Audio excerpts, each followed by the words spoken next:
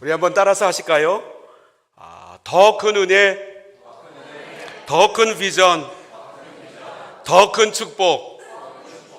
예, 이춘호 목사님을 모시고 열린 부흥성의 벌써 마지막 날 저녁 성회 시간입니다. 시차로 힘드셨을 텐데 시간마다 열정을 다하여 하나님 주신 귀한 말씀의 은혜 나누어 주신 우리 목사님께 감사드립니다. 또 여러 가지 모양으로 하나님께 섬기시며 함께 하시는 모든 분들께 감사드립니다. 이제 우리 목사님 나오셔서 세 번째 날 저녁 성회 말씀 제목 징검다리라고 하는 제목으로 말씀 전해 주실 때 많은 은혜 받으시기 바랍니다. 우리 뜨거운 박수로 환영하겠습니다.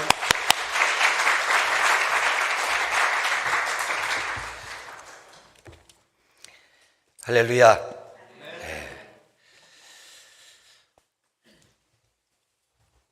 1년 전쯤에 저희 교회에 제주도에서 42년을 목회하셨던 목사님 내외가 저희 교회를 등록을 하셨어요. 제주도에서 42년간을 장로교에서 목회를 하셨던 목사님이 장로교회로 가시지 않고 성결교회로 등록을 하셨어요. 참 놀라운 일이라는 생각이 들었습니다. 그래서 제가 여쭤봤어요. 아니 목사님, 어떻게 저희 교회를 등록하셨나요? 그랬더니 이런 이야기를 하셨어요.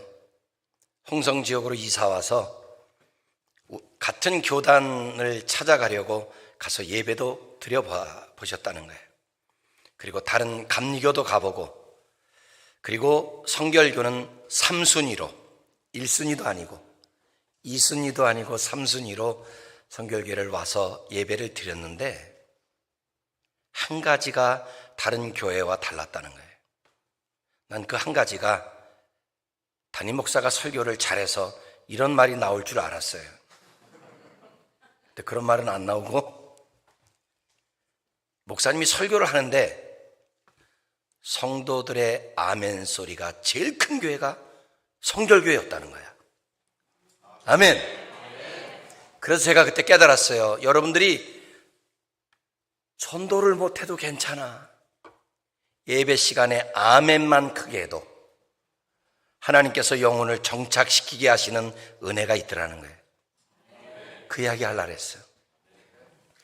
우리 허 목사님이 예배 때마다 제가 볼 때는 오히려 저는 참 침착하게 설교하고 열변을 토하시는 건 우리 허 목사님이 더 열정적으로 설교를 하시는 것 같아요. 항상 톤도 하이톤으로 계속 성도들에게 말씀을 주시는 그 열정 앞에 저는 우리 호산나교회 성도들이 그 말씀이 옳습니다, 그 말씀에 동의합니다, 나도 그 말씀 그대로 이루어질 줄을 믿습니다, 그런 신앙의 고백을 담아 아멘 소리가 커지는 성도들이 되기를 축복해요. 아멘? 그렇다니까요. 아멘만 잘해도 새가족이 교회를 탐방을 다닙니다. 저희 교회도 일주일이면 주일마다 거의 한 20명씩은 저희 교회 성도 아닌 사람들이 순회를 해요. 그 사람들을 잡을 수 있는 어떤 강력한 무기는 회중들의 예배의 영성이에요. 여러분들이 이런 집중력을 가지고 예배를 드리면서 사모하는 마음으로 아멘 아멘 하며 하나님의 말씀을 받을 때에 여러분의 입술의 아멘 소리를 통하여 하나님이 영광을 받으실 뿐만 아니라 여러분이 입술로 고백할 때 그 아멘이 여러분의 삶의 현장 속에 열매가 되어지는 은혜가 임하게 될 줄로 믿습니다. 할렐루야. 자, 제가 제 손에 성경이 한 권 들려져 있지요. 이 성경은 66권으로 구성되어져 있는 한 권의 책입니다. 구약 성경 몇 권? 39권, 신약 성경 27권, 도합 66권의 책인데 우린 이 책을 한 권의 책으로 부릅니다. 이 성경 66권 안에는 이사야서처럼 66장의 분량으로 성경의 정경화의 과정을 거쳐서 당당히 성경에 이름을 올린 성경도 있어요. 시편 150편처럼 상당히 많은 분량을 가지고 성경에 이름을 올린 책이 있어요. 그런데 의외로 달랑 한 장인데 염치도 없이 겨우 한 장짜리가 성경에 이름을 올린 성경책이 자그만치 5권이나 있습니다. 제가 가지고 있는 이 성경은 보통 2000년의 역사를 담아낸 책입니다. 아브라함부터 다윗까지가 1000년입니다. 다윗부터 예수 그리스도까지가 1000년입니다. 이 성경 안에는 2000년의 이야기가 담겨져 있단 말이에요. 대한민국의 조선왕족실록 시리즈 500년의 역사를 대하소설 10권, 20권으로 전질로, 시리즈로 조선왕조 500년의 역사를 20권의 책으로 담았어요. 그런데 성경은 500년이 아닌 2000년의 역사를 단 한 권에 담았어요. 성경은 대단히 압축이 되어져 있는 책입니다. 압축은 기술이에요. 옛날 초창기 스마트폰이, 핸드폰이 한국에 출시될 때는 벽돌만 했습니다. 무전기였습니다. 한 대 맞으면 머리통 깨졌습니다. 살상 무기 정도의 크기가 핸드폰이었습니다. 세월이 갈수록 두께가 얇아졌어요. 옛날 우리 어르신들이 살았던 시대의 TV는 브라운관이 제 배만큼 두꺼웠습니다. 그런데 갈수록 TV의 브라운관이 얇아지기를 시작하죠. 압축은 기술이라 말이에요.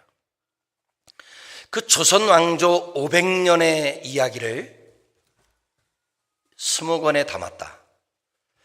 태정, 태세, 문단세, 예성, 연중, 임명선, 광인, 효연, 숙경영, 정순, 헌철, 고순. 제가 지금 한 건 방언이 아닙니다. 제가 지금 뭐 이야기한 거예요? 조선왕조 500년의 역사에 등장했던 27명의 왕들의 이름을 댄 거예요. 이거 외우느냐고 죽을 뻔했어요. 자, 사람들은 뭔가 눈에 보이는 가시적인 규모가 크면 와 놀라고, 눈에 보이는 것이 왜소해 보이면 에휴 겨우 이렇게 얕잡아 보는 경우가 있어요. 여러분이 가지고 있는 성경에도 많은 분량으로 당당히 이름 올린 성경이 있는 반면에 염치도 없이 한 장짜리인데 이 성경 66권에 당당히 이름을 올린 성경이 5권이나 있어요. 구약 성경에 한 권이 달랑 한 장으로 되어 있어요. 무슨 책일까요? 오바댜. 방언이 아니에요? 오바댜라는 성경이 있어요. 이게 한 장짜리예요. 신약 성경으로 오면 한 장짜리가 4권이나 돼요. 어떤 책이 있을까요? 우리가 읽은 빌레몬서가 한 장짜리, 또 유다서 한 장짜리, 또 아니 사각 까먹는 소리 하지 마시고 사각사각 이러지 마시고 알아듣게. 요한 2서, 요한 3서가 한 장짜리예요. 한 장짜리지만 저는 이 저녁에 내일 주일 예배 설교가 있습니다만 어찌 보면 오늘 이 밤의 설교가 이번 부흥의 하이라이트입니다. 이번 부흥회를 정리하는 그런 의미로서 제가 여러분과 말씀을 함께 나누려고 하는데, 한 장짜리지만 깔볼 수 없는 아주 심오하고 깊은 의미를 담고 있는 책 가운데 하나인 이 빌레몬서를 가지고 여러분과 1시간 동안 씨름을 한번 해보려고 합니다.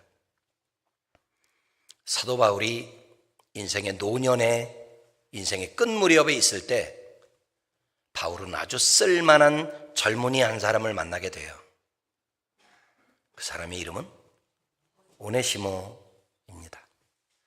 오네시모라고 하는 이름의 뜻이 뭐냐면 유익한 자, 이로운 자, 누구누구에게 도움을 주는 자, 그런 이름을 가지고 있어요.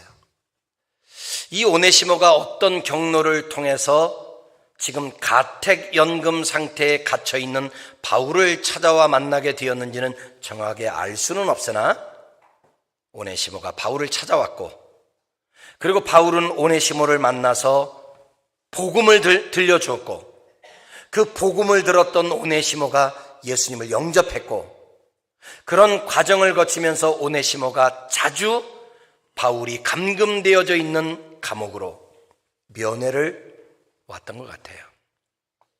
바울은 처음에 그냥 지나가는 만남일 수도 있겠다 싶어서 복음을 오네시모에게 전해주었는데, 이 친구가 복음을 받아들이고는 눈빛이 달라지기 시작하는 거예요. 그리고는 너무 자주 바울이 갇혀있는 감옥을 찾아올 때마다 바울은 그 오네시모에게 하나님의 말씀을 양육하고 조금 더 깊이 있는 복음을 오네시모에게 전해줍니다. 그럴 때마다 오네시모의 믿음이 쑥쑥쑥쑥 자라가는 거예요. 그런 모습을 보면서 바울은 이런 기대감을 품기 시작합니다. 이 친구 봐라. 그냥 한 번쯤 찾아오고 말 줄 알았는데 계속 찾아와서 복음을 들려달라고 요청하고 있는 이 오네시모의 모습을 보면서 바울은 그 안에 내재되어져 있었던 열정이 꿈틀거리기를 시작했고, 그런 오네시모에게 하나님의 말씀을 가지고 양육을 하기를 시작합니다. 그런 과정을 거치면서 오네시모의 믿음이 쑥쑥쑥쑥 성장할 때 바울은 이런 기대감을 품어요. 이 친구 봐라. 쓸만한데? 이 복음을 하나 가르쳐주면 둘을 깨닫고, 둘을 가르쳐주면 다섯을 깨달을 수 있을 만큼 오네시모가 영특한 거예요. 그러자 바울은 그런 오네시모를 말씀을 전하고 양육을 하면서 그의 마음속에 기대감을 품습니다. 어떤 기대감인가 하면 이런 기대감이에요. 바울은 이제 가택연금 상태로 갇혀 있어요. 그러다가 잠시 풀려나지만 AD 64년에 로마 대화재 사건이 발생했고, 그 주범이 그리스도인이라고 몰아가면서 예수 믿는 사람들이 잡혀 죽임을 당하고 감옥에 가고 핍박을 당할 때 바울도 역시 순교를 하게 되지요. 지금 타이밍상으로 보면 바울이 살 날이 그리 많이 남지 않았습니다. 그때 바울은 이런 생각을 하는 거예요. 그래, 나는 머지않아 역사의 뒤안길로 사라져도 이런 오네시모와 같은 장래가 촉망되는 젊은이들에게 내가 복음을 전하고, 그래서 이 다음 세대가 그 복음의 바통을 부여잡고 세상에 더 영향력 있는 그리스도인으로 살아갈 수 있다면 얼마나 좋을까. 바울에게는 한편에 자기의 후계자처럼 생각될 만큼 오네시모를 향한 애정을 가지고 있는 거예요.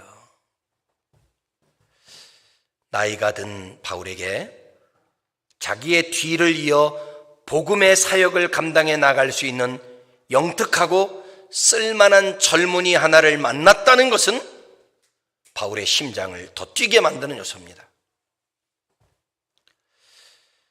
저도 40대 중반까지는 그냥 저만 보고 목회를 했던 것 같아요. 앞만 보고, 내 교회만 바라보고 나만 보고 목회를 했던 것 같아요.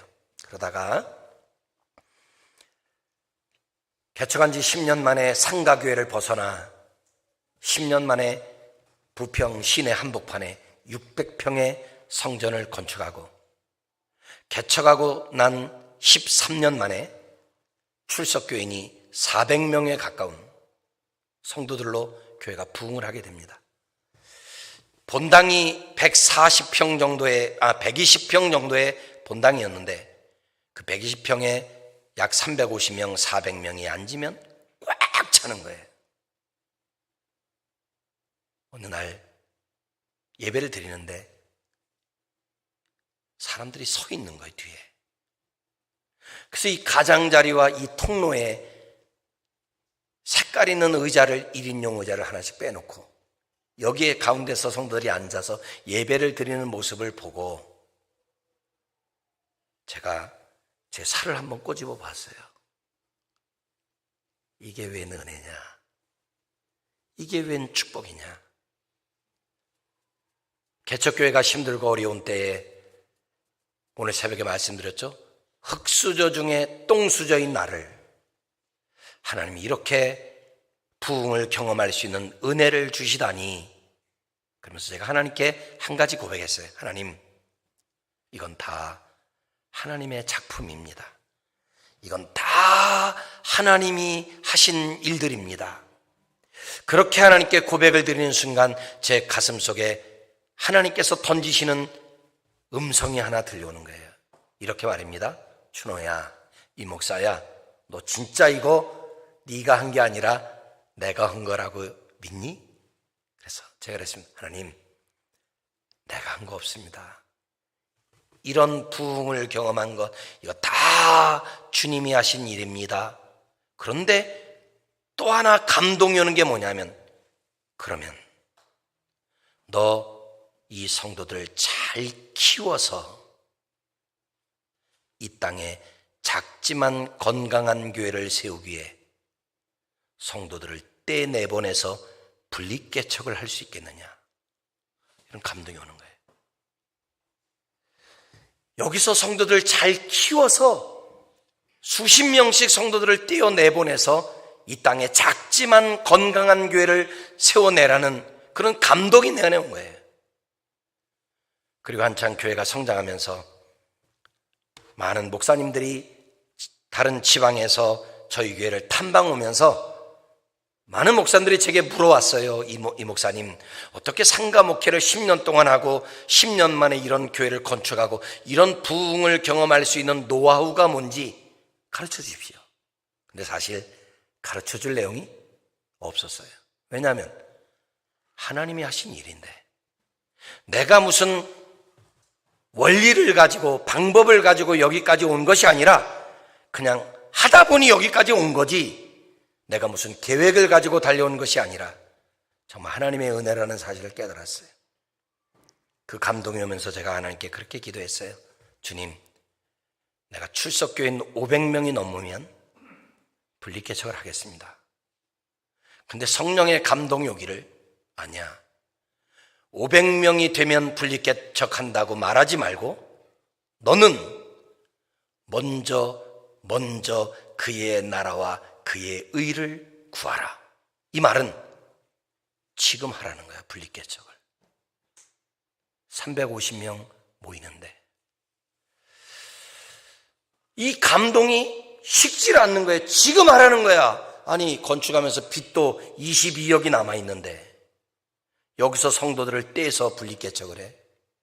근데 그 감동이 강력하게 오면서, 그리고 내가 한 게 아니라 하나님이 하신 일인데 라고 믿고 1차 분립개척을 했습니다. 제가 있는 교회에서 2km 떨어진 곳에, 그때 당시는 성도들을 내어 보내려고 해도 안 나가는 거예요. 설득을 해도 안 나가는 거예요. 결과적으로 따지면 12분이 다른 교회가 있었는데 전임자가 유학을 떠나면서 교회가 공백이 됐고 문을 닫을 지경에 이르렀을 때 그 남아있는 6명의 성도들 플러스 저희 교회에 있었던 장로님 가정과 아주 실력 있는 집사님들 4가정 12명을 떼서 첫 번째로 분립개척이 이루어졌어요. 그리고 4년 후에 이번에는 34명을 떼서 두 번째 분립개척을 했어요. 그때는 빚이 18억이 있을 때 두 번째 분립개척을 했어요. 성도 300~400명 모이는 교회가 11조를 떼는 겁니다. 쉽지 않았어요. 제 아내가 여기 있습니다만 분립개척을 선포하고 성도들한테 분립개척에 나가는 조건을 이야기했습니다. 우리 교회에서 신앙생활 못하는 사람은 못 나간다. 여기서 잘하는 사람이 나가야 그 교회가 성장할 수 있고 풍할 수 있다. 그러니 여기서 못하는 성도는 나갈 생각하지 말고 여기서 잘하는 사람들만 나가라. 헌금 많이 한다고 안 보내고 일 많이 한다고 안 보내고 어느 누구도 예외 없다. 제가 그렇게 선포했더니 진짜 우리 교회에서 헌금 제일 많이 하는 1등이 나가겠다고 찾아왔고 헌금 3번째로 많이 하는 장로님 가정이 나가겠다고 찾아와서 어찌되었든 분립개척을 2번에 걸쳐 했어요. 그때 하나님이 이미 내 가슴속에 주신 비전은 그래, 내가 건축한 이 교회에서 1000명까지는 목회할 수 있겠다. 근데 더 이상 교회는 건축하지 않으리라. 다만 나 은퇴할 때까지 내가 10개 교회를 분립개척하리라. 그런 마음을 품고 2개를 이미 한 거예요. 그러다 보니 제게 습관이 하나 생긴 것이 뭐냐면 3번째 분립개척을 누구한테 맡길까? 4번째 분립개척을 누구한테 맡길까? 이 후임자를 찾기 시작하는 거예요. 그 저와 동역했던 부목사님들 가운데서 실력 있고 잘 준비되어 있는 친구들을 눈여겨보기를 시작했고, 제가 20년 넘게 서울신학대학교에서 전도폭발 훈련이라고 하는 강의를 학생들에게 하면서 그때 만났던 후배들 혹은 다른 교회에서 사역하고 있는 후배 목사님들을 보면서 저 친구를 4번째로 한번 세워볼까? 저 친구를 5번째 분립개척자로 세워볼까? 이렇게 사람을 찾는 습관이 내 안에 생기게 됐어요. 그때 저는 이런 생각이 들었어요. 쓸만한 후배를 하나 만나면 내 심장이 뛰는 거야. 정말 그리스도 예수의 심장을 가지고 영혼을 사랑하는 뜨거운 눈물을 가지고 있는 후배들을 볼 때마다 야, 저 친구에게 3번째 교회를 맡기고 4번째 교회를 떼주면 잘 성장할 수 있겠구나. 이런 기대감이 내 안에 증폭되면서 좋은 후배들을 만나면 내 심장이 반짝거리기 시작하는 거예요. 바울은 어쩌면 지금 오네시모를 만나면서 바울의 식어져가는 심장이, 꺼져가는 그의 인생의 열정이 다시 한번 불타기를 시작하는 겁니다. 좋아, 오네시모 이 친구 내가 마지막 내 심장의 불꽃을 지펴서라도 이 친구 한번 멋지게 키워내리라. 이런 마음을 가지고 바울이 심혈을 기울여서 오네시모를 말씀으로 양육을 하는 겁니다. 그런데 어느 날 오네시모가 바울을 찾아와요. 그리고는 이렇게 이야기를 하는 겁니다. 선생님, 오늘은 선생님 말씀을 들으려고 온 것이 아니라 제 속내를 선생님께 말씀드리고 싶어 찾아왔어요. 바울은 아무 생각 없이 그래? 뭔 이야기야? 하고 기회를 줬더니 오네시모 입에서 어떤 이야기가 나오는가 하면 이야기가 나온 거야. 선생님, 그동안 제게 복음을 들려주셔서 감사해요. 그리고 선생님이 저를 말씀으로 양육해 주셔서 감사해요. 그런데 더 이상 선생님을 속일 수 없어요. 그게 뭔 말이야? 더 이상 선생님을 속일 수 없어요. 그러면서 오네시모가 꺼낸 말이면 제 신분이 노예입니다. 이러는 거야. 내 출신이 종입니다. 라고 말하는 거야. 이 한마디에 바울이 오네시모를 향해서 걸었던 모든 기대감이 한순간에 와르르 무너져 버리고 마는 거예요. 왜냐하면 그 당시는 로마 제국주의가 통치하던 때입니다. 이 로마 제국주의가 가지고 있는 정치적인 제도 가운데 하나가 뭐냐면 신분제도입니다. 그 당시에 노예는요, 사람 취급을 못 받았어요. 그 당시에 노예는 사람이 아니에요. 그냥 재산 목록의 하나야. 양 한 마리, 소 한 마리, 돼지 한 마리처럼 그 당시의 노예는 사람이 아니에요. 인격적인 대우를 받지 못했어요. 재산상의 한 일부일 뿐이에요. 그리고 이 로마 제국이 가지고 있는 제도 가운데 하나였던 이 노예 제도는 어떤 법이 있었는가 하면 노예가 아무리 뛰어나고 노예가 아무리 탁월해도 누군가를 지도할 수 있는 리더십을 가질 수 없어요. 리더가 될 수 없어. 그러니 바울이 지금 충격을 받는 이유는 오네시모 잘 키워서 잘 가르쳐서 자기는 세상을 떠나도 초대교회 공동체 안에 훌륭한 리더로 오네시모를 키우겠다고 기대하고 있는 바울의 기대감이 오네시모가 노예라는 말 한마디에 송두리째 다 무너져 버리는 겁니다. 바울이 충격을 받아요. 야 이놈아, 네가 노예라는 사실을 진작 이야기하지. 내가 너를 얼마나 사랑했는데, 내가 너를 향해 얼마나 기대감을 가지고 있는데 네가 로마법대로 따지면 쓸모없는 노예라니 어찌면 좋은 일이냐 하고 바울이 가슴을 칩니다. 그런데 그건 1탄이었고 오네시모가 두 번째로 바울에게 이야기를 꺼내요. 선생님, 제가 노예입니다. 종이고요. 전에 제가 모셨던 주인이 빌레몬이라는 사람인데 제가 그 집에서 노예로 있다가 돈을 훔쳐가지고 도망을 나왔고 로마까지 와서 선생님을 뵙게 됐습니다라고 자기가 누구 집에 노예로 있었는지 어떤 경로를 거쳐서 로마까지 왔는지를 오네시모가 이야기를 하는데 그 이야기를 들으면서 바울이 또 깜짝 놀라는 거예요. 이렇게 말입니다. 오네시모야, 잠깐만. 너 지금 뭐라 그랬어? 네가 전에 섬겼던 주인이 누구라고? 빌레몬이요. 아니, 다시 이야기해봐. 네가 전에 섬겼던 주인이 누구라고? 빌레몬이요. 이러는데 그 빌레몬이라는 단어 하나에 바울은 멘탈이 붕괴가 오는 겁니다. 멘붕에 빠져버리는 거예요. 왜냐하면 바울이 사도행전에 보면 바울이 1차, 2차, 3차 선교 여행을 다녀요. 바울의 1차 선교 여행은 2년 걸렸어요. 2차 선교 여행은 3년 걸렸어요. 3차 선교 여행은 4년 걸렸어요. 사도행전에 나오는 사도 바울의 1차, 2차, 3차 선교 여행은 약 9년에 걸친 행적이에요.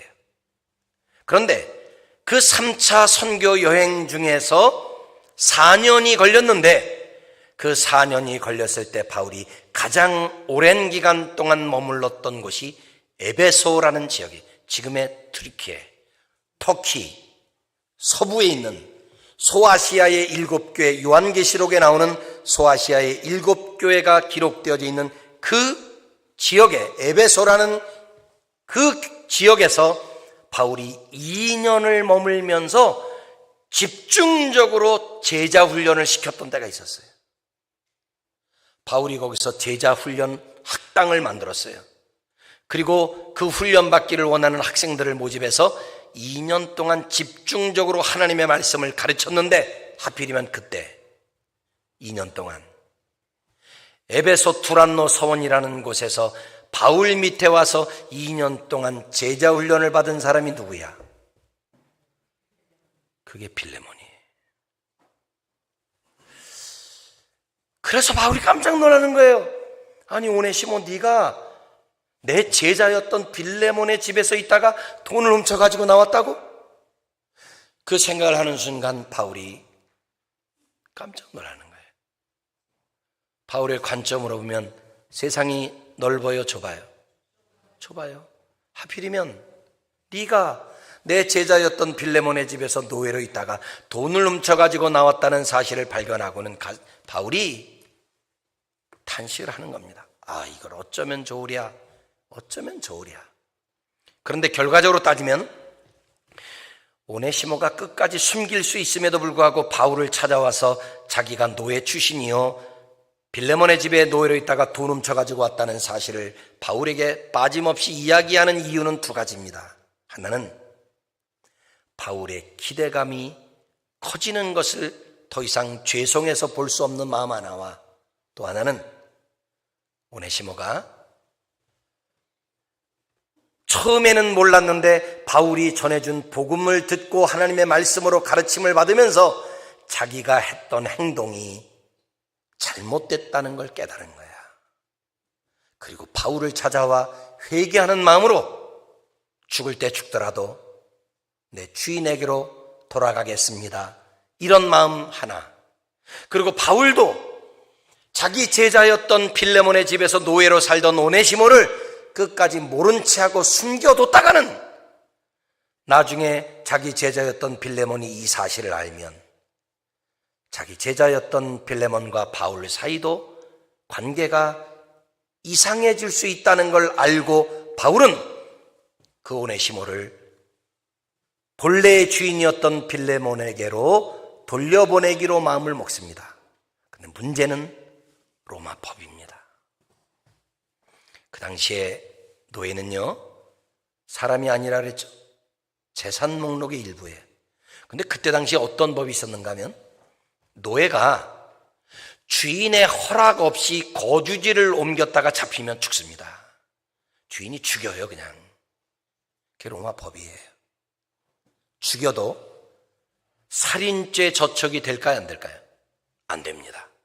왜냐하면 노예는 사람이 아니기 때문에 그래요. 재산 목록 하나 지우는 거야. 그런데 심지어 오네시모는 단순히 거주지만 옮긴 것이 아니라 뭐까지 훔쳐왔어? 돈까지 훔쳐 도망을 나왔으니 가중 처벌을 받아서 죽어 마땅한 인간이 오네시모입니다. 그 오네시모가 죽어도 할 말이 없습니다. 왜냐하면 로마 법이니까.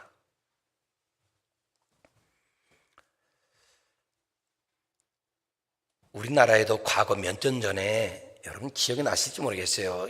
한국을 떠나신 지가 오래되셨으면, 한국에도 도망간 노비를 잡아오는 드라마가 있었어요. 장혁이라는 남자 배우와 이다혜라는 여자 배우가 나와서 도망간 노비를 잡아오는 드라마가 있었는데 그 드라마 제목이 혹시 뭔지 아십니까? 내 이름이 뭐예요?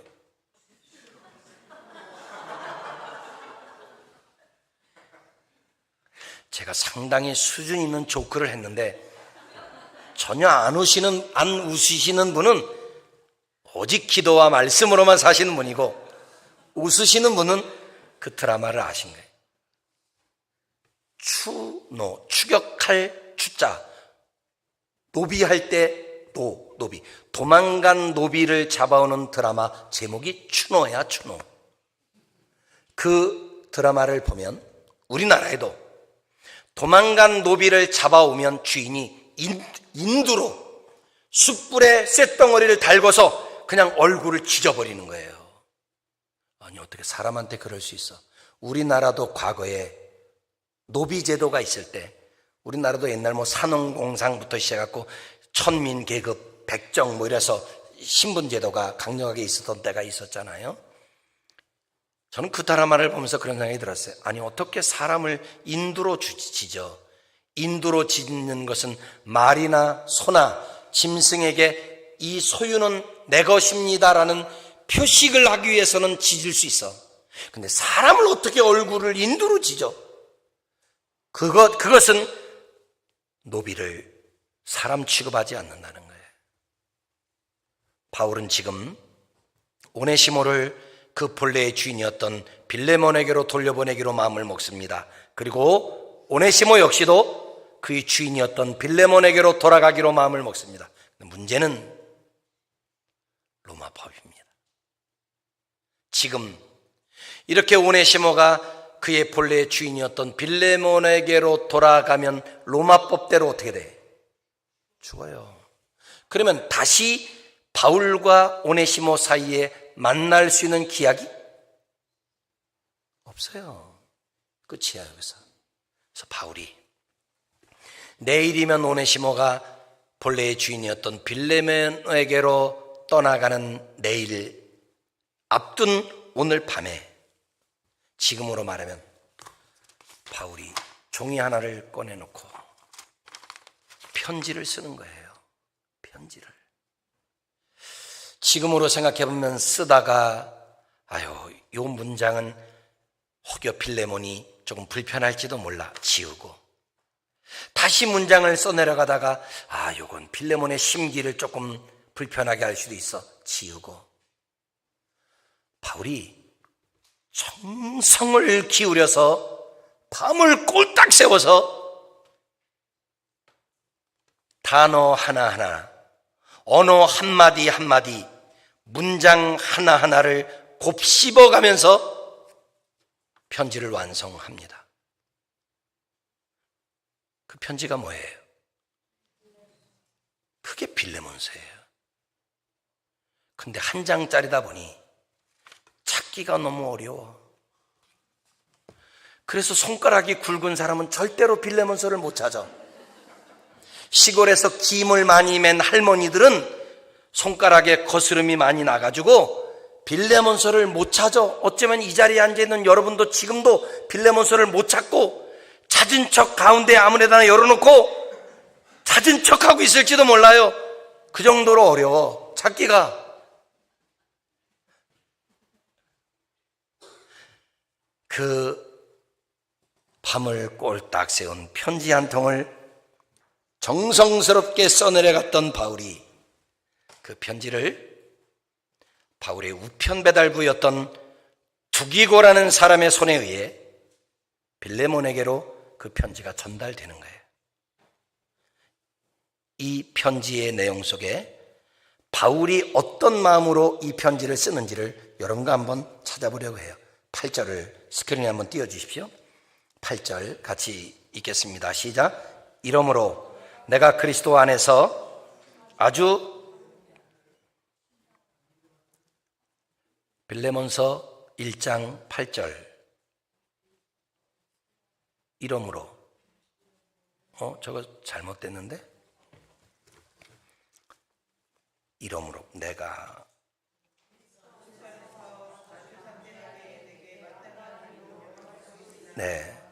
이러므로 내가 그리스도 안에서 아주 담대하게 내게 마땅한 일로 명할 수도 있으나, 잘 보세요. 어려워요. 명할 수도 있으나는 뭐의 준말이에요? 명령할 수도 있으나의 준말이에요. 바울이 빌레몬에게 명령할 수 있어요, 없어요? 명령할 수 있는 관계예요, 아니에요? 관계. 왜? 무슨 관계이니까? 스승과 제자이니까. 스승이 자기 제자였던 빌레몬에게 뭐 할 수 있어요? 명령할 수 있다는 거야. 오네시모 살려주거라. 예를 들면 이렇게. 그런데 명령하겠다는 거예요, 안 하겠다는 거예요? 안 하겠다는 거예요. 그러면 잘 보십시오. 명령하는 자가 갑입니까? 명령을 듣는 자가 갑입니까? 명령하는 자가 갑입니다. 바울이 갑이에요. 명령할 수도 있으나. 그런데 명령을 안 하겠다는 거야. 안 하는 대신에 바울이 아주 어렵게 선택했던 한 단어가 있어요. 9절, 10절을 같이 읽습니다. 시작. 도리어 사랑으로서 간구하노라. 나이가 많은 나 바울은 지금 또 예수 그리스도를 위하여 갇힌 자 되어 갇힌 중에서 낳은 아들 오네시모를 위하여 내게 간구하노라.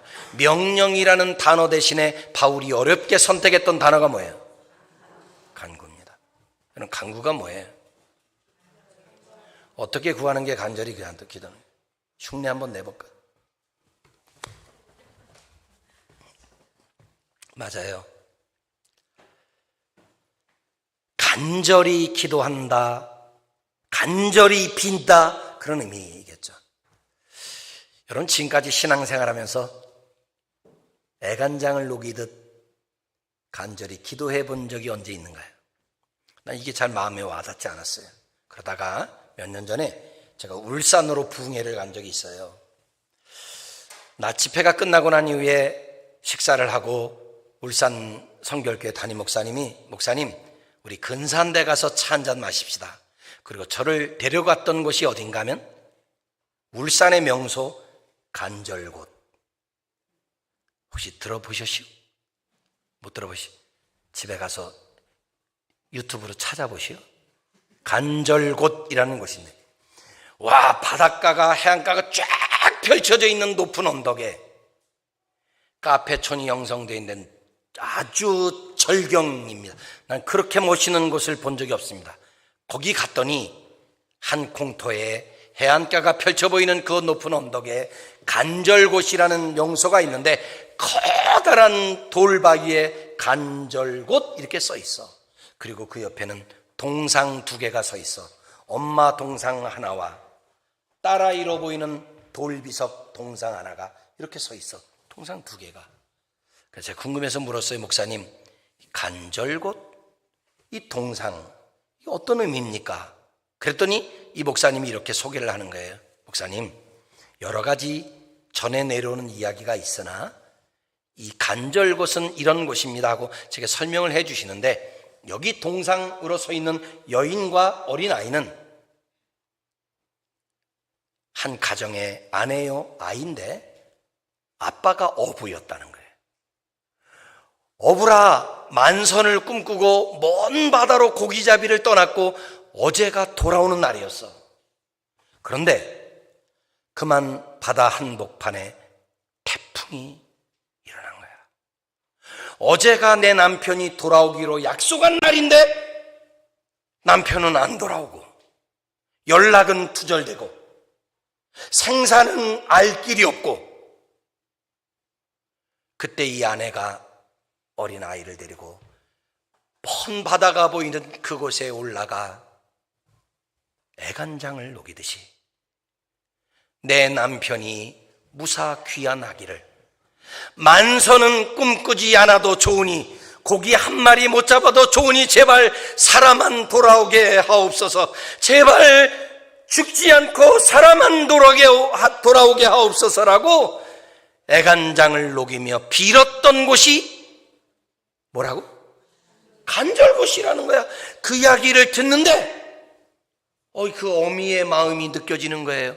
그 아이의 마음이 느껴지는 거예요. 얼마나 힘들었을까? 얼마나 무서웠을까? 얼마나 답답했을까? 자기 남편과 아빠가 무사히 살아 돌아오기를 간절히 빌고 있는 이 모녀의 모습 앞에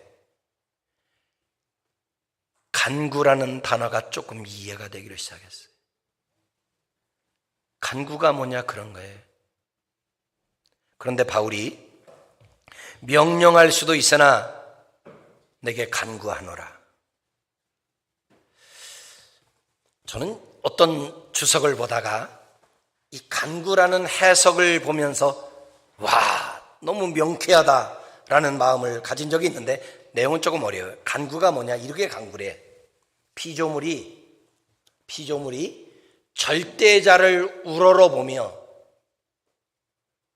그분의 처분을 기다리는 상태, 이게 간구라는 거야. 피조물이 절대자를 우러러보며 나는 당신의 처분만 기다리겠습니다라고 고백하고 있는 게 간구라는 거예요. 자, 그걸 여기에 대입을 한번 해봅시다. 지금 바울이 자기 제자였던 빌레몬에게 명령이라는 단어 대신에 간구라는 단어를 썼어요. 피조물이 절대자를 우러러보며 그분의 처분을 기다리고 있다면 여기 피조물이 누구예요? 바울이에요. 절대자가 누구예요? 빌레몬이에요. 지금 바울은 누구의 처분을 기다리는 거예요? 빌레몬의 처분을 기다린다는 거예요. 그럼 방금 전에 명령이라는 단어를 썼을 때는 누가 갑이었는데? 바울이 갑이었는데 간구라는 단어로 바꾸는 순간 누가 갑이 돼? 빌레몬이 갑이 되는 거야. 요 단어 하나에 갑과 을이 순식간에 바꿔버리는 거예요. 바울이 갑의 자리를 내려놔. 그리고 기꺼이 을의 자리에 서는 거예요. 그런데 여기서 끝나지 않습니다. 바울이 이런 이야기는 안 해도 될 법한데 자기 제자였던 빌레몬에게 마치 동정심을 요구하듯이 이런 표현을 써요.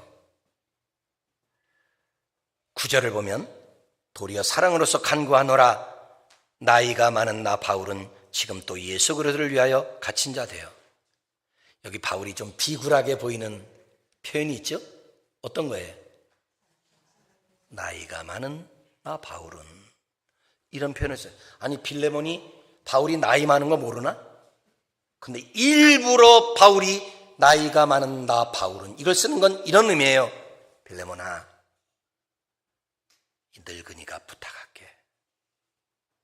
늙은이가 애원하마. 아니, 갑의 자리 내려놓더니만 지금은 자존심까지 내려놨어.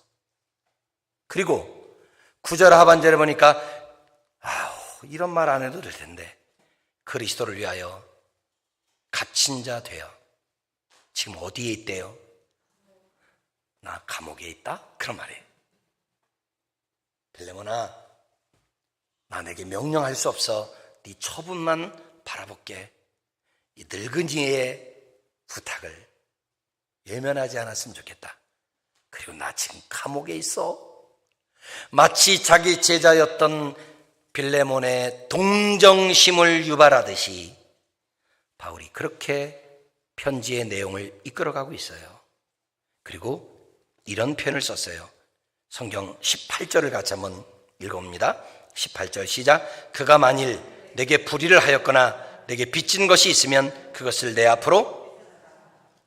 오네시모가 뭐 훔쳐갖고 왔다 그랬어요? 그거 영수증 누구한테 보내래? 바울에게 보내래. 그럼 바울이 어떻게 하겠다는 거예요? 갚아주겠다는 거예요.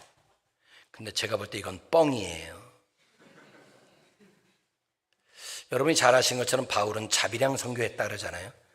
텐트 메이킹, 텐트를 만들어서 천막을 만드는데, 저는 처음에 그랬어요. 아니, 그때도 캠핑이 유행했나?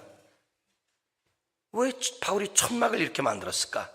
나중에 참 제가 발견한 것이 뭐냐면, 그 당시에 로마 제국주의가, 제국주의를 유지하기 위해서는 제국주의는 전쟁을 합니다. 끊임없는 전쟁을 해요.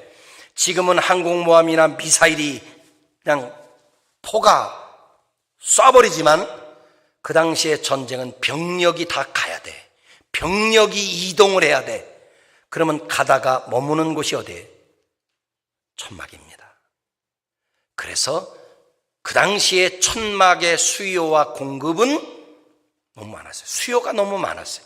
그래서 바울이 천막을 만들었던 그 천막의 용도는 다 로마 제국주의의 군사용으로 사용되어졌던 천막입니다. 캠핑이 아니에요?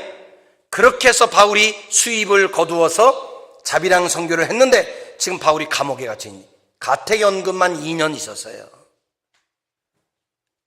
천막 못 만들어요. 그런데 자기 제자였던 빌레몬에게 이야기하는 거예요. 내게 빚진 것이 있으면 그것을 내 앞으로 계산하라. 이 말은, 빌레몬아, 오네시모가 네 돈 훔쳐갔다 그러는데 영수증 나한테 보내. 내가 갚아줄게. 이 표현은 이런 말입니다. 나는 오네시모를 살리고 싶다. 그 어떤 대가를 지불한다 하더라도 그러니 영수증을 내게 보내라는 거예요. 자, 좀 건너뜁니다. 이 편지를 빌레몬이 받아들어요. 여러분이 빌레몬이라고 가정을 해보십시오. 이 편지를 읽는 거야. 고민이 될까 안 될까? 고민이 돼야 안 돼요. 무슨 고민이 될까? 죽여 살려. 이걸 죽여 살려. 이 고민이 되겠죠. 로마법대로 따지면 어떻게 해야 되고? 죽여야 되고. 바울과 빌레몬 사이에 스승과 제자요, 단순히 학교에서 가르친 스승이 아니라 하나님의 말씀의 법, 사랑의 법, 은혜의 법인 하나님의 말씀을 가르침받았던 빌레몬의 입장에서 보면 두 가지 사이에서, 두 갈래 길에서 고민이 되는 거예요. 로마법을 따라 오네시모를 죽일 것이냐, 내 스승에게 배웠던 은혜의 법, 사랑의 법, 말씀의 법을 따라 오네시모를 살려줄 것이냐 고민을 합니다. 그런데 결과적으로 따지면 우리가 가진 성경에는 그 말이 없어요. 그러나 전해 내려오는 전승과 문헌에 따르면 빌레몬이 오네시모를 죽이지 않습니다. 안 죽였어요. 안 죽이고, 다른 문헌에 보면 골로새서에서도 약간의 힌트가 나와 있고, 다른 문헌에 보면 오네시모가 초기 교회 공동체 안에 훌륭한 지도자가 되었다는 표현들이 나와요. 근데 이상하죠. 제가 아까 서두에 그랬잖아. 노예는 뭐가 될 수 없다고. 리더가 될 수 없다. 그런데 오네시모가 리더가 됐다는 거예요. 이걸 설명할 길은 방법 하나밖에 없어요. 뭘까요? 신분 세탁입니다. 빌레몬이 로마 제국의, 로마 정부에 막대한 돈을 더 지불하고 노예 신분이었던 오네시모의 신분을 세탁해 준 거예요. 그 일 아니고는 오네시모가 리더가 될 수 없어요. 자, 만약에 그것이 사실이라면 여러분께 한번 여쭤볼게요. 빌레몬이 멋있어요, 안 멋있어요? 너무 멋있는 거야.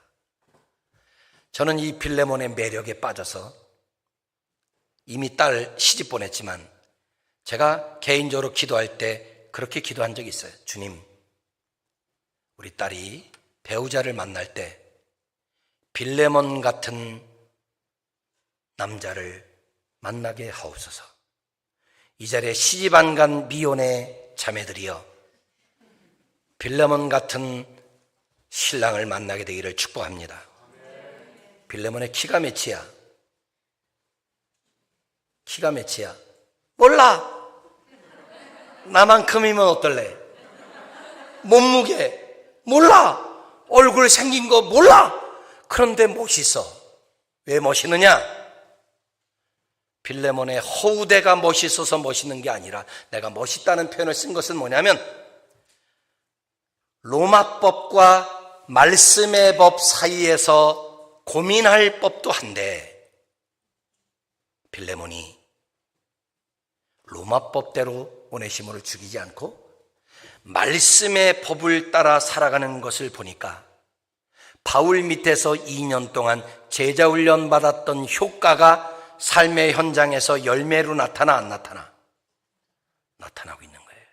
그래서 멋있는 거야. 그리스도인의 멋있음은 허우대가 아니에요. 외모가 아니에요. 여러분이 하나님의 말씀을 가르침 받은 대로 살아내는 삶의 모습이 그리스도인의 진정한 멋짐이라고 나는 믿어요. 그런데 빌레몬이 그렇게 멋있어. 그런데 그런 빌레몬보다 더 멋있는 사람이 하나 있어요. 누구예요? 바울이에요. 신약성경 27권 가운데 13권을 공식적으로, 신약성경 27권 가운데 공식적으로 13권을 쓴 사람이 누구예요? 바울입니다. 신약성경의 절반을 바울이 썼어요. 대사도입니다. 베드로는 열정만 가지고 있다면 열정과 학문의 실력을 겸비한 인물이 바울입니다. 재판을 받으면서도 최고의 대제사장과 종교 지도자들 앞에서도 단 한 번도 굽실거려 본 적이 없는 그 위대한 사도 바울이 지금 자기 제자였던 빌레몬에게 고개를 숙여요. 갑의 자리를 내려놓아요. 늙은이가 부탁하마, 나 감옥에 있지 않니? 자존심까지 내려놓으면서 자기 제자에게 동정을 구해요. 지금 바울 왜 이래요? 지금 바울이 왜 이러는 거예요? 자기 제자 앞에서 스승의 권위도 있는데 나는 너의 처분만 바라보마. 왜 그 위대한 사도 바울이 갑의 자리를 왜 내려놔? 왜 자존심을 굽혀? 왜 자기 제자에게 초라하게 동정심을 유발하면서까지 이렇게 편지를 써내려가는 단 하나의 이유가 뭐예요? 뭐 때문에 그래요? 오네시모, 그 한 사람 살리고 싶은 거예요. 다른 마음 없어. 사회적으로 쓸모없다라고 말하지만 복음 안에서는 우리가 한 형제가 될 수 있음을 바울이 고백하면서 그 사회적으로 쓸모없는 오네시모 그 한 사람 살려내기 위해 갑의 자리를 내어놓고 자존심을 구기고 있는 이 바울이 너무너무 멋있는 거야. 그럼 너무너무 그 앞에서 부끄러운 거야. 왜냐하면 여러분은 누군가 한 사람 살리기 위해, 누군가 한 영혼 구원하기 위해 갑의 자리 내려놔 본 적 있어요? 누군가 한 사람 살려내기 위해 알량한 자존심 하나 접어본 적 있어요? 이런 이야기해서 참 죄송해요. 그래서 내가 유튜브를 자제해달라고 말씀을 드렸는데 우리 교회에서 성도끼리 싸웠어요. 바자회를 앞두고 여전도의 회장 임원들이 싸웠어. 싸운 이유가 민족 복음화, 세계 평화, 세계 선교, 민족의 성취와 이런 거를 위해서 싸운 게 아니라 바자회 때 참기름 팔 거냐 들기름 팔 거냐 가지고 싸웠어. 누가 이겼느냐? 참이 이겼어. 내용인즉슨 그런 것 같아요. 회장은 참기름 팔자 그러고 다른 부서 리더는 권사님 그래도 요리를 할 때는 들기름이 더 효용 가치가 많으니까 이번엔 들기름 팔아요. 그런데 참기름이 이렇게 이야기를 한 거야. 너 교회 온 지 몇 년 됐어?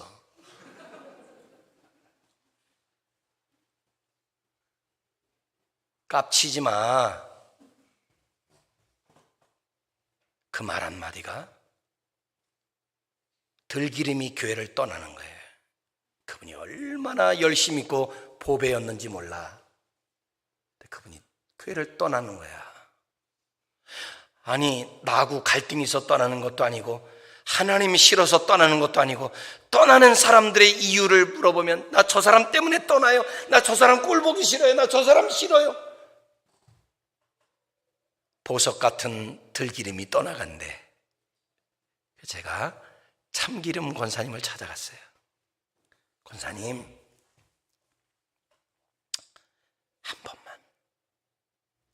한 번만 권사님 자존심 한 번만 내려놔 주세요.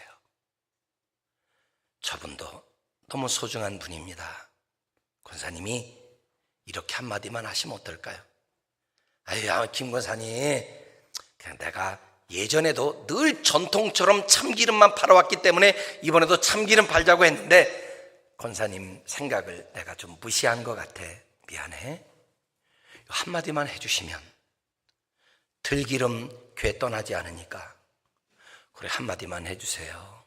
내가요 무릎만 안 꿇었지 애원했어요. 내가 진짜 무릎만 안 꿇었지 그분에게 사정했어요. 근데 그분이 뭐라고 한 줄 압니까? 목사님 그러면 내가 떠날까요? 내 눈에 흙 들어가도 내가 먼저 미안하다고 못해요. 이러는 거예요. 그렇다고 내가 뒤돌아서서 주님, 저 권사님 눈에 빨리 흙 들어가게 해주세요.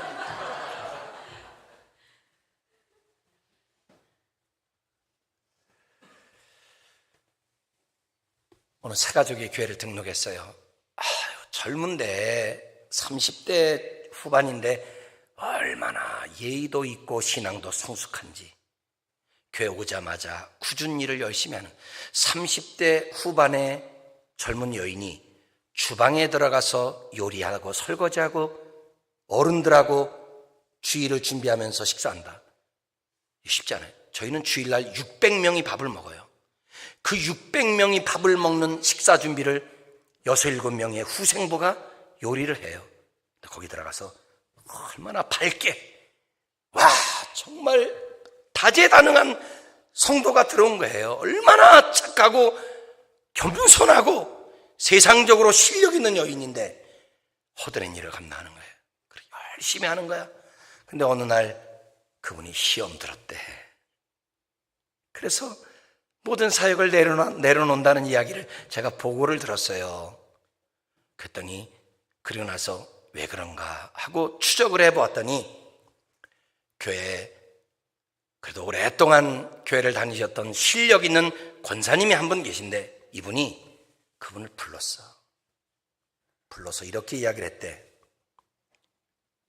왜 이렇게 나대? 왜 이렇게 설치고 다녀?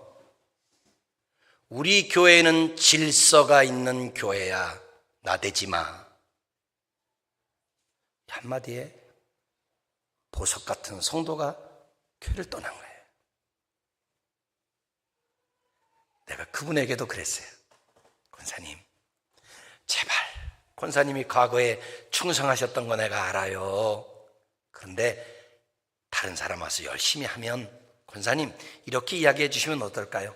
아유, 어디서 하나님이 이렇게 보석 같은 성도를 보내주셨을까? 너무 예뻐. 이렇게 칭찬 한마디, 격려 한마디만 좀 해주시면 그 사람들이 더 신바람나게 일할 수도 있을 텐데.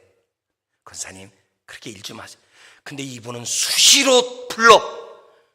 좀 누군가가 열심히 한다고 하면 불러서 꼭 그 이야기를 하는 건 나대지 마. 저는 그때 알았어요. 성도들이 갑의 자리를 내려놓는 게 얼마나 어려운 건지. 왜 교회 안에서 갑질을 합니까? 하나님의 은혜로 모인 공동체인데. 근데 그런 부분들이 꼭 평생을 가도 전도 하나 못 탔던 분들인데 남 내쫓는 건 너무너무 잘해. 그게 우리 교회에서 일어나는 일이야. 내가 목회하는 현장에서 말이야. 근데 지금 바울이 오네시모 한 사람 살리겠다라고 갑의 자리 내놓고 자존심 내놓고 동정심 요구하면서 빌레몬에게 허리를 숙이고 있는 이 바울의 마음속에 단 하나, 오네시모 살리고 싶은 이 마음 하나가. 이 결론에 이르겠습니다. 요 빌레몬서를 한번 살짝 뒤집어 봅니다. 오네시모 입장에서 바울을 바라보고 오네시모 입장에서 그 주인이었던 빌레몬을 한번 생각해 보십시오. 오네시모는 지금 어떻게 해야 마땅해요? 죽어 마땅해요. 자기가 지은 죄값으로 죽어도 할 말 없어. 그런데 자기 주인이었던 빌레몬이 자기를 살리겠노라고 로마법에 저항하면서 더 막대한 손해를 보면서까지라도 자기를 살려내는 거야. 그 위대한 스승 바울이 사회적으로 쓸모없는 노예라는 사실을 알고 있음에도 불구하고 그런 자기를 살려내려고 자기 제자에게 자존심을 숙이고 있는 바울의 모습을 보면서 오네시모가 뭘 느꼈겠어요? 이게 웬 은혜냐? 이게 웬 사랑이냐? 이게 웬 은혜냐? 응? 나 그럴 사랑받을 자격 없는데. 오네시모가 사역을 했다면 평생 이 감격을 가지고 사역하지 않았겠어요? 그런데 빌레몬도 멋있어. 바울도 멋있어. 그런데 더 멋있는 분이 한 분 있어. 그건 누굴까요? 우리 구주 예수님입니다. 왜냐하면 빌립보서 2장은 그렇게 말하지요. 그는 근본 하나님의 본체시나 하나님과 동등됨을 취할 것으로 여기지 아니하시고 인간의 몸을 입고 종의 형체로 이 땅에 오셔서 십자가에 죽기까지 복종하신 분이 우리 예수님이에요. 할렐루야. 그는 근본 하나님의 본체시나, 이 말은 하나님과 같은 분이었다는 말이야. 다른 말로 말하면 그분이 갑이었다는 말이에요. 우리 예수님이 갑이었어요. 근데 그분이 십자가를 지시기 위해 이 땅에 을의 자리로 내려오셔서 십자가에 죽으셨어요. 자, 절 마지막으로 보세요. 절 보세요. 하나님이 천지 만물을 창조하셨어요. 인간을 지으셨어요. 보시기에 심히 좋았어요. 그 하나님의 기쁨이 됐던 아담과 하와가 범죄함으로 하나님과 거리가 멀어졌어요. 인간의 공로로, 선행으로, 업적으로 하나님께 나아갈 수 없어요. 왜? 죄의 구렁이 하나님과 우리를 멀리 분리시켰고 하나님과 우리와 원수가 되게 만들었던 것이 죄의 효력이에요. 그런데 놀랍게도 우리 예수님이 하나님과 인간 사이의 죄로 인하여 멀어졌던 이 관계를 회복하기 위해서 예수님이 십자가에서 징검다리가 되신 거예요. 죄 많은 인간들아, 나 밟고 나 딛고 나를 통해서 하나님께로 나아가라고 그분이 십자가에서 징검다리가 되어주신 거예요. 그리고 지금 바울은 그 예수님의 삶의 발자취를 따라 빌레몬과 오네시모 사이에 바울이 징검다리가 되어주고 있는 거예요. 사랑하는 이 호선학교의 성도 여러분, 제가 여러분에게 도전합니다. 지금까지 살아오시면서, 물론 우리 학생들이야 살아온 인생의 연한이 짧다 하지만 여러분들 지금까지 살아오면서 누군가 한 사람 살려내기 위해, 누군가 한 사람 구원해내기 위해, 누군가 한 사람 실족되어진 사람 하나 건져내기 위해 바울처럼 이렇게 심혈을 기울여 본 적 있으신가요? 애간장을 녹여가며 한 영혼을 살리기 위해 울어보신 적이 있으신가요? 누군가 한 영혼을 살려내기 위해 밤을 지새우며 갑의 자리를 내려놓고 자존심을 꺾어보신 적이 있으셨는가요? 나는 여러분의 눈에 잃어버린 한 영혼을 향한 아버지의 마음에 눈물이 있게 되기를 축복합니다. 한 영혼, 내가 구원해내야 될 나의 오네시모가 이 몬트리올 땅에 살고 있는 이 수많은 백성들 가운데, 수많은 한인들 가운데 내가 살려내야 할 나의 오네시모는 누구인가? 코로나로 인해서 호산나 교회에서 이탈되어진 성도들, 과거에 교회를 다니다가 믿음에서 파손되어진 수많은 영혼들, 여러분이 찾아내야 될 나의 오네시모가 누구입니까? 그리고 여러분은 누군가에게 징검다리가 되어주시겠습니까? 우리는 예수님을 닮아서 이 땅에 보내심을 받은 자로 누군가에게 복음을 전하는 복음의 징검다리가 나와 여러분이 되어야 될 줄로 믿습니다. 우리는 은혜의 징검다리가 되어야 합니다. 사랑의 징검다리가 되어야 합니다.